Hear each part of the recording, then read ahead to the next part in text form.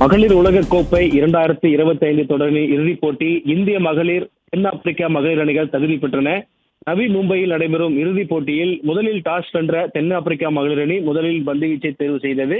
முதலில் இலக்காக 298 ரன்கள் நிர்ணயிக்கப்பட்டிருந்தது. தற்பொழுது இந்திய அணி மாபெரும் வெற்றி அடைந்திருக்கிறது. நவி மும்பையில் நடைபெற்ற உலகக்கோப்பை இறுதிப் போட்டியில் தென்னாப்பிரிக்க அணியை வீழ்த்தி இந்திய மகளிர் அணி மாபெரும் வெற்றி அடைந்திருக்கிறது. 292 ரன்கள் எடுத்தால் வெற்றி என்ற இலக்குடன் களமிறங்கிய தென்னாப்பிரிக்க அணி அனைத்து விக்கெட்டுகளையும் இழந்து தோல்வி பெற்றிருப்பது ஒரு குறிப்பிடத்தக்க ஒரு விஷயமாக பார்க்கப்படுகிறது. தென்னாப்பிரிக்க அணியின் கேப்டனான லாரா வோல்டர் அதிகபட்சமாக 101 ரன்கள் எடுத்திருந்தார். அவர் சதம் அடித்த உடனே அவருடைய விக்கெட் ஆனது எடுக்கப்பட்டிருந்தது.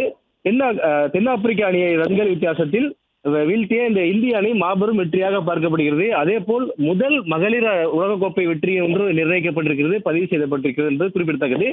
இன்று நடைபெற்ற 13வது உலக மகளிர் கோப்பை கிரிக்கெட் இறுதிப் போட்டியில் முதல் முறையாக இந்தியா சாம்பியனாக வந்திருக்கிறது.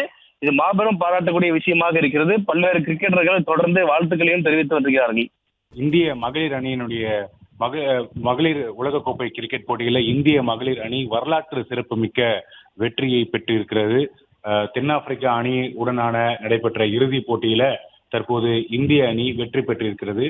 1973ஆம் ஆண்டிலிருந்து மகளிர் உலகக்கோப்பை கிரிக்கெட் போட்டிகள் நடத்தப்பட்டு வருகிறது. இதுல புதிய சாம்பியனாக இந்திய மகளிர் அணி தற்போது இடம்பெற்று இருக்கிறார்கள். ஏற்கனவே 2005, 2017ஆம் ஆண்டுகள்ல இறுதிப் போட்டி வரைக்கும் முன்னேறி வெற்றி வாய்ப்பை இழந்த இந்திய அணி தற்போது 2025ஆம் ஆண்டுல வரலாற்று சிறப்புமிக்க ஒரு வெற்றியை தற்போது இந்திய மகளிர் அணியினர் பெற்றிருக்கிறாங்க. முதலில் விளையாடிய இறுதிப் போட்டியில விளையாடிய இந்திய அணி 298 ரன்கள் எடுத்திருந்தது குறிப்பிடத்தக்கது. இந்திய அணி சார்பில் அதிகபட்சமாக சஃபாலி வர்மா 87 ரன்கள் எடுத்திருந்தது குறிப்பிடத்தக்கது.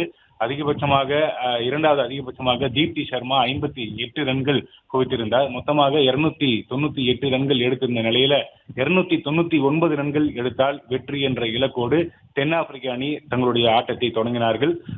தென்னாப்பிரிக்க அணியினுடைய கேப்டன் லாரா மிகவும் பொறுப்பாக விளையாடி அவருடைய சதத்தை அவர் பூர்த்தி செய்தார். செமிஃபைனலிலும் அவர் சதம் அடித்திருந்தது குறிப்பிடத்தக்கது. இறுதிப் போட்டியிலும் சதம் அடித்திருந்தார். ஒரு பக்கம் சீரான இடைவெளியில தென்னாப்பிரிக்க வீரர்கள் தங்களுடைய விக்கெட்டுகளை இழந்த வண்ணமே இருந்தாங்க.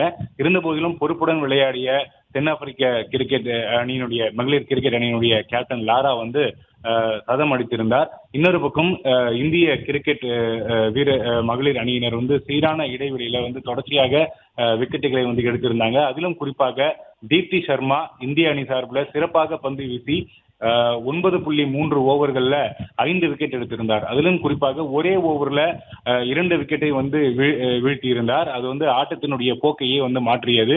அப்போதே இந்திய அணியினுடைய வெற்றி கிட்டத்தட்ட உறுதி செய்துவிட்டதாகவே பார்க்கப்பட்டது. தொடர்ச்சியாக மிகவும் இந்திய வீரர்கள் தென்னாப்பிரிக்க வீரர்களுக்கு மிகவும் ஒரு நெருக்கடியை கொடுத்திருந்த நிலையில அனைத்து விக்கெட்டுகளையும் இழந்து தற்போது தென்னாப்பிரிக்க அணி தோல்வி அடைந்திருக்கிறது. ஆட்டத்தினுடைய போக்கு கொஞ்சம் கொஞ்சமாக மாற தொடங்கிய உடனேயே தென்னாப்பிரிக்க அணி வீரர்கள் மிகவும் சோகமாக காணப்பட்டார்கள். சில வீரர்கள் கண்ணீர் சிந்தி அழுததையும் காண முடிந்தது. இந்திய வீரர்களை பொறுத்த வரைக்கும் மிகவும் உற்சாகத்தோடு இந்த வெற்றியை தற்போது கொண்டாடி வருகிறார்கள். இந்திய அணியினுடைய கேப்டன் அவர்தான் இந்த வெற்றி பெறுவதற்கான அந்த கடைசி விக்கெட்டுக்கான அந்த கேட்சையும் பிடித்திருந்தது குறிப்பிடத்தக்கது. அவரும் மிகவும் ஒரு பதட்டத்தோடையே ஆட்டத்தினுடைய கடைசி கட்டத்தில் காணப்பட்டிருந்தார். ஹர்மன் பிரீத் கவுர் அவர்தான் கடைசி விக்கெட்டுக்கான அந்த கேட்சை பிடித்திருந்தது குறிப்பிடத்தக்கது. மொத்தமாக இந்திய அணி இந்த உலகக்கோப்பை தொடர் முழுவதுமே சிறப்பாக விளையாடி இருந்தாங்க. செமிஃபைனல்ல ஆஸ்திரேலியாவை மிகவும் சிறப்பாக ஆடி வீழ்த்தி இருந்தது குறிப்பிடத்தக்கது. அதன் தொடர்ச்சியாக தற்போது இறுதிப் போட்டிக்கு முன்னேறிய இந்திய அணி தற்போது வரலாற்று சிறப்புமிக்க ஒரு வெற்றியை தற்போது இந்த வெற்றியின் மூலமாக பெற்றிருக்கிறது. 50 ஓவர் மகளிர் உலகக்கோப்பை அந்த பட்டியலில் வென்றதற்கான அந்த அணியினுடைய பட்டியலில் இந்திய அணியும் தற்போது புதிதாக சேர்ந்திருக்கிறது. ஏற்கனவே 2005, 2017ஆம் ஆண்டுகளில் இறுதிப் போட்டி வரைக்கும் முன்னேறிய போதிலும் அவர்கள் இந்திய அணி வெற்றி வாய்ப்பை இழந்திருந்த நிலையில 2025ஆம் ஆண்டு ஒரு வரலாற்று சிறப்புமிக்க வெற்றியை இந்திய மகளிர் அணியினர் தற்போது பதிவு செய்திருக்கிறாங்க. பிளே ஸ்டோர் மற்றும் ஆப் ஸ்டோரில் இருந்து பாலிமர் செயலியை QR கோடு மூலம் பதிவிறக்கம் செய்யுங்கள். செய்திகளை உடனுக்குடன் பெறுங்கள்.